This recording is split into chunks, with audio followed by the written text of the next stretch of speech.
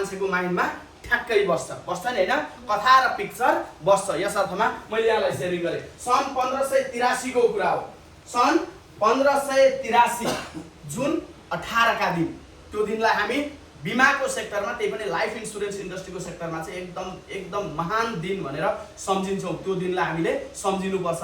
सन् 1583 को त्यो दिन केही साथीहरू, जम्मा 16 जना विद्वत वर्ग जो जागिरे हुनुहुन्थ्यो, उहाँहरू एउटा कफी सपमा, युकेमा कफी सपमा बस्नु भएको थियो, गफ गर्दै बस्नु भएको थियो। गफ गर्दा गर्दै एकजना साथीले फ्याक्ट भन्नुभयो।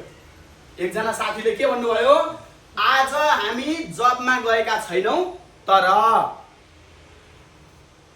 हाम्रो पैसा आइरहेको छ, कम्पनीले हामीलाई पैसा दिइरहेको छ। त्यतिखेर अरूले त खासै याद गरेनन्।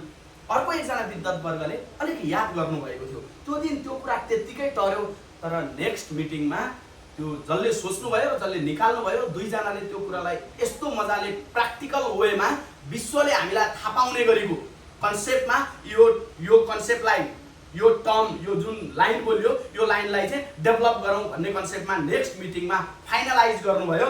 काम नगरेको बेला पनि पैसा आइरहने सिस्टम कसरी बन्न सक्छ भनेर माइन्ड सेट गर्नुभयो। जब 16 जनाले माइन्ड सेट गर्नुभयो, त्यहाँ एउटा करार गरियो। 16 जना बिचको एउटा करार गरियो। कसरी करार गरियो? इक्जाम्पल, प्रत्येकको मासिक 1 लाख रुपियाँ आम्दानी थियो भन्ने कन्सेप्टले हेरौँ अहिलेलाई। मासिक 1 लाख रुपियाँ आम्दानी थियो भने 16 जनाले एउटा 16 जना बिचको कन्ट्र्याक्ट गर्नुभयो। के कन्ट्र्याक्ट भन्दा, म अहिले काम गरेको बेला मैले काहीँ कन्ट्रिब्युसन गरेँ अलिकति भए भने मैले काम नगरेको बेला पनि मेरो आम्दानी रेगुलर आइरहनु पर्यो भनेको। महिनाको 1 लाख रुपियाँ उहाँहरूको आम्दानी थियो भने 1 लाखै रुपियाँ प्रत्येक महिना उहाँले काम नगरेका बेला पनि, तर अहिले कन्ट्रिब्युसन गर्न सक्नु पर्यो, मैले काम नगरेका बेला पनि 1 लाख रुपियाँ आइरहनु पर्यो भन्ने कन्सेप्टमा एउटा सिस्टम बनाऊ भन्नुभयो। 16 जनाले एउटा करार पेपरमा औठा छाप गर्नुभयो। करार पेपर कस्तो बनाइयो भने, ओके छ, हामीले 1 वर्षभित्रको करार गरौँ। कतिजनाले? 16 जनाले।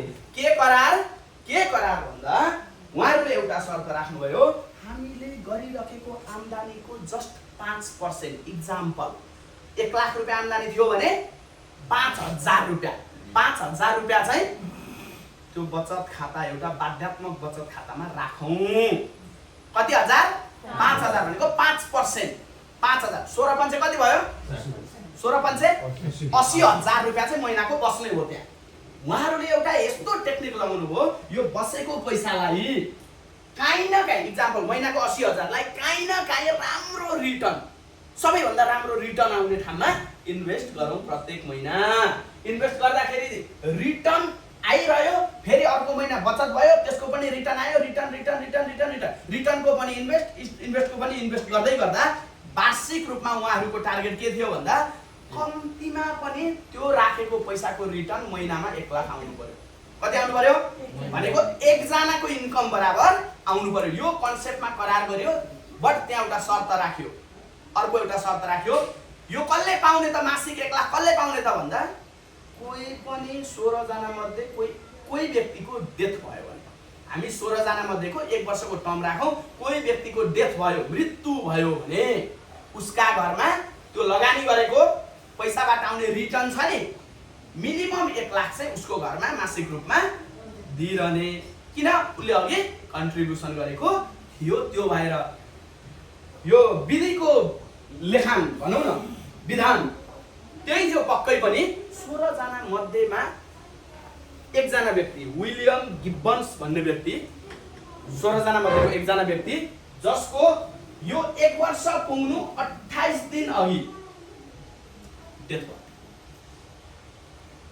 सुतिरहेको मान्छे ध्यान छैन।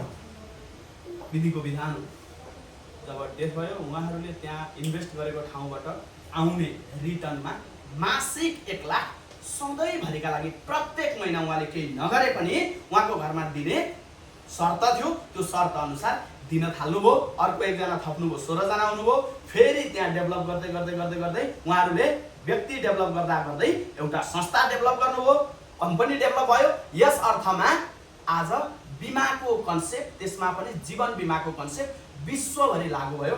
आजको डेटमा जीवन र निर्जीवन बिमा विश्वबाट फुत्त निकाल्ने हो भने, विश्वबाट सरोज विश्वबाट आजको डेटमा त्यो बिमा चाहिँ फुत्त निकाल्ने हो भने विश्व रहन्छ सर? त्यति डेभलप भइसक्यो।